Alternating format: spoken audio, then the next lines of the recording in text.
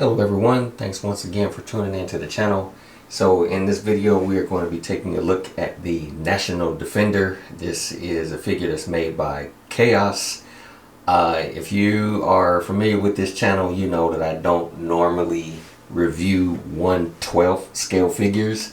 I normally do 1/6, but when I saw the photos for this figure, the promo photos for this figure, I was like, oh gosh, I gotta get this figure, because this figure is supposed to be based on the appearance of Superman in the Frank Miller Dark Knight comic, and I really like that comic book, as well as, you know, a couple other people, which is why it's so popular.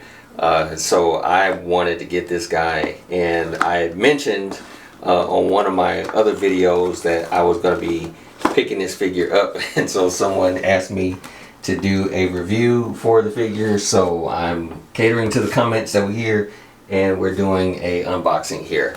So let's go ahead and get this guy out. I can see right now, oh, it looks like there's some batteries right there. That's pretty cool, because there is a head scope on here that does light up. You also get the cape, which is supposed to be separate, and I guess you're supposed to be able to clip it in. I think that's what the little clip's up there for. So we'll go ahead and we'll take a look at that in a moment. So let's go ahead and get the plastic off. I do like the fact that this thing actually comes with a lot of hands.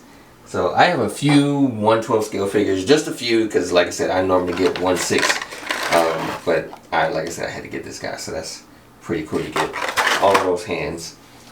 For the accessories, you get this helmet here. This is supposed to be Dark Knight's helmet, which I think that's pretty cool, because you get all the detail in it, and I believe you're supposed to be able to like grab or use one of the hands to I guess make it look like he's holding the helmet, but also it has like a little magnet in there, because from what I've seen, you're supposed to be able to use the magnet to turn the lights on in one of the head sculpts.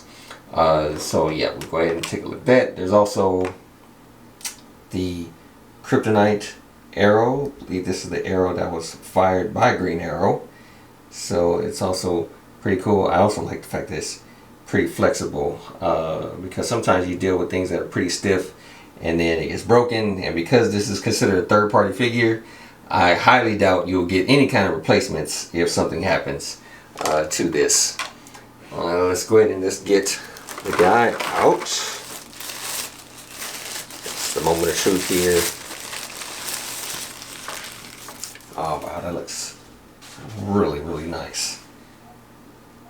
That is some good detail there.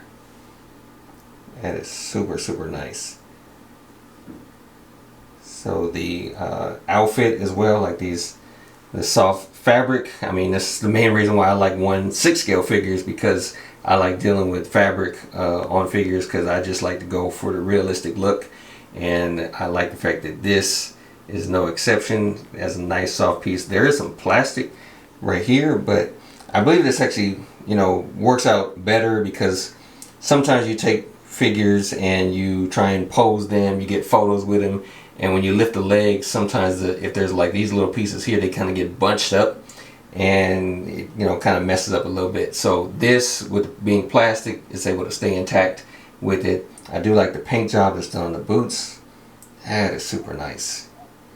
Really, really nice figure. I think this is going to really look good on camera for the photos here. So, but that is a really nice head sculpt. That looks super clean, all the details in it. Man, that looks really good. So that's that. Let's take a look at the other head sculpts that he comes with. This is supposed to be a angry look. So like he's gritting his teeth there. Again, very good job on the detail. That looks really good. I mean, these are the kind of figures where even just looking at them before I even get started, I can already tell, like, yeah, this is going to look good on camera when it comes to doing my toy photography, which that's what we do here. And this is supposed to be the angry head sculpt. believe this is the one that actually lights up. So you get a close look of that. And that looks really good. There's some very, very nice detail in that head sculpt. And so I will get it all set up to where I'll actually take some photos with it so you can see it, you know, completely lit up. But man, just the wild hair, they did a good job on the head sculpt on this. And then as far as the hands are concerned, these, I believe this might be one of the hands that you use to hold the helmet. But we'll see what we can do with that. But you have a left and right for this hand. You also have some flight hands. I'll show you one of these. You can take a look at that. So yeah, you get the detail in that for flight poses. So there's a left and right for that. Then there's a left and right hand for some grips. So that looks good too. That's very nice. And this one you only get the left hand, but I believe this hand is supposed to be used for like just grabbing the arrow. So yeah, so we're going to go ahead and put all this stuff together. I'll put the cape on, but man, I mean, going back to the body here, I really love the fact that the material stretches out, so it's flexible with the figure.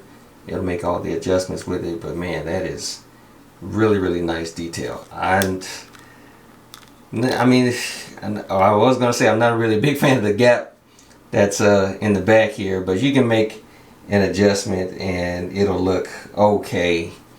You can, you know, kind of move it around, and you know, but I mean, if it's back here, that's quite a large gap for the neck, but that does give it kind of range of motion, so you can move it around a little bit. So that is fine. So let's go ahead and let's jump into the photos for this. I'll take this time now to thank you again for tuning in to the channel. Please like and subscribe. We also have our Facebook group, so if you want to join our group, learn about toy photography, check out our toy photography magazine, Toytography magazine. We also have a number of different videos that we do for posing, so our Toytography dynamics. There's a number of things that you can check out. There's so many things that we have to offer. So if you haven't already joined our Facebook group, join in. There's plenty of things to talk about there, news, and as well as our live channel on Wednesday. So again, thank you very much for tuning into the channel, and we'll see you next time.